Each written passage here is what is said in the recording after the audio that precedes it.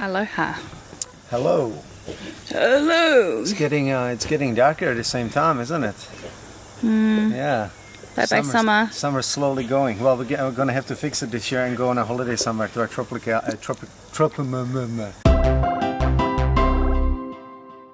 you going to take me to summer? We'll go to summer. I'll take you to summer. I like that idea. Hi guys, welcome to Off the Cuff, and today I'm going to talk about over-organized planning or sketching. I'll think of a title for this that will make a nice title for YouTube, but you get the idea. Okay, so I had the idea to talk about this as I was working on this game because I had, I think, probably about 4 books I was working with at one time. I've got a lot of sketchbooks. I get them pretty cheap from the supermarket. Some of these cost like $2, and they're really good because I like these spiral ones, because you can, for one, you can rip pages out if you don't like them, or if you like them and you want to, like, let's say, put this page here and you're writing something else down looking at that page. So this is really handy. These are kind of good quality because the things don't poke out, so they don't spike bits and pieces in your bag if you need to carry them. Plus they're hardcover. They're like these plastic covers, so they're actually really good. I don't throw my books away. I'll talk about this soon. Okay, so. No, you don't throw your books away. Right, so. You're a hoarder. Yeah, no, not really, a little bit. So I've started with this sketch, right? This was the idea for my game. Now, more and more as I go through this challenge, I'm thinking to myself, and I'm sort of starting to believe that the best way to go about designing games is to have a rough idea, put it down on paper, and immediately start working on it. As soon as you've got some ideas of what you want to do, you know, this is not an animated movie like that. You know, games are different. Games have a lot more factors that have to be considered. Things like unpredictability, like someone playing and making the player go somewhere where it wasn't supposed to. You know, it has to feel right when you're playing. Everything has to be, you know, gravity, physics, whatever you might be, the jump height. You don't want your character sliding if you're working on a platformer, things like that. So it has to just feel right, and to feel right, you need to be playing with it. You know, making a little prototype and finding what works. Same thing with puzzles. You know, I mean, yeah. I just think that when it comes to games, they take a lot more iteration and mucking around with experimenting than, like, let's say, an animated movie, which can be storyboarded out and then you just pretty much make it as you planned on paper. Even then, shots get cut out, new shots get put in. It happens all the time. Movies get cut down so much, like that's why they release director's cut versions and things. But yeah, back to the point.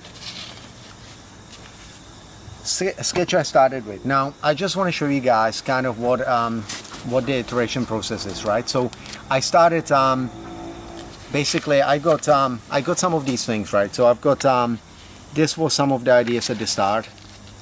I had bunch of ideas to do different tapping levels.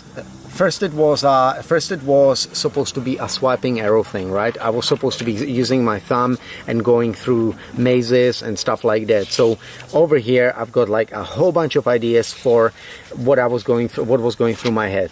Here's a bunch of levels that I was thinking, you know, this could be something that the game could become, but then, you know, some of those made it through to the end, some of them didn't. There is some designs, rough designs for the shapes of balloons. I was thinking, how can I fit, what shape balloons would fit in a portrait, you know, like it has to be a long one. So, and then I was thinking, let's make bunny balloons, ones with heads. I actually designed some of these, but they didn't look right. They didn't look like balloons, so I cut those out of the game.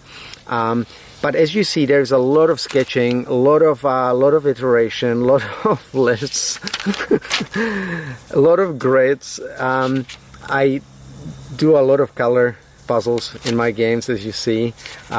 But yeah, so this is just one book, and there's multiple pages here just of the same stuff, right? This is getting towards the end where it was starting to become more what the game was. But if you can imagine me sitting there, literally with books all over the computer, on the keyboard, under the keyboard, beside me, under me.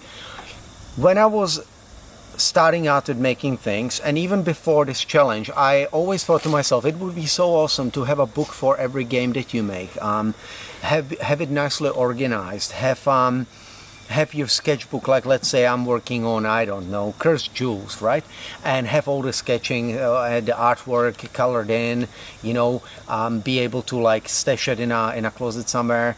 Now I am... Now you don't have the room in the closet. That's yeah, right. I don't because of all this. But now I'm thinking the opposite. I think now I'm like, I'll do whatever it takes to sketch it, draw it, rip the pages out, get the work done. Take a picture of some of the sketches I like if I want to save them, or maybe post them to like social media to share with you guys, whatever. And even for my own sort of like, you know, stashing them away so you can look at them later, right? Categorization, whatever. What would you call it when you put them away? Safekeeping. Filing. Yeah, filing. Yeah, even for my own filing. So you sort of upload them to social media so you can look at them later and reminds you when you're working on this game.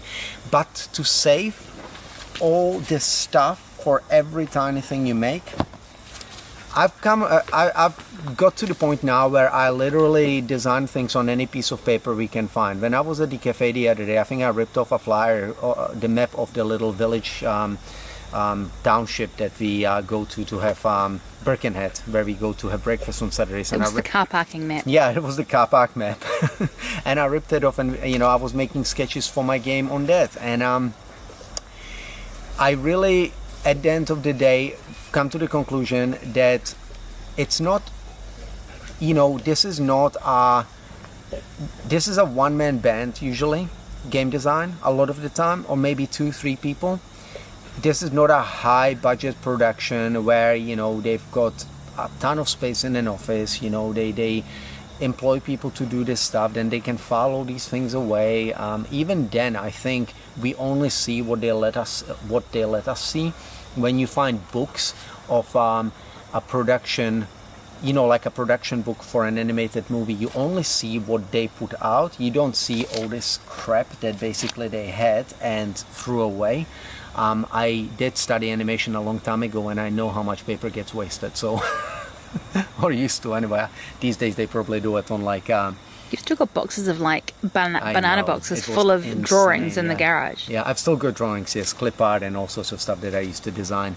But yeah, so I've come to the conclusion that being too organized with your sketching is counterproductive. That's the conclusion here. Being too organized with your planning is counterproductive. What you want to do is have paper, have a pen, whatever you can make notes on, have them next to you. Be able to draw, be able to sketch, put ideas down quickly, and this way, every time something comes to you, you can jot it down. You know, doesn't matter where it is, as long as you're not writing on your desk. That's going to run out of space very soon. But I've got a white desk, so and you know, marker, so I'm getting to that point. So, yeah, I just think do whatever it takes. One thing I need to get better. I really feel like this process is working for me now. One thing I do need to get better is making sure that now I go and get rid of this, right? Take pictures of the ones I like, keep them, upload them to social media, whatever, get rid of the rest, because one of my videos is going to be showing you my stash of books. I have tons of these sketchbooks, so yeah, that's something to work on. Hope you guys found some use in this video. I'm just sharing my thoughts with you about my workflow and what works and what I feel is starting to work better. And I will see you in the next episode. I'll show you the moon. You might need to stand. I need to stand up. You do it. I'll do it. Yeah, it's pretty cool, eh? It's getting blocked by the plants. Oh, there. How do you zoom? Thingy on. This one here? Yeah. Oh, that's zooming out. No, that's... Oh, wait. I don't know. This is zooming in. Let's zoom into the moon. Decent zoom. All right. Full moon. And there's the moon. Later.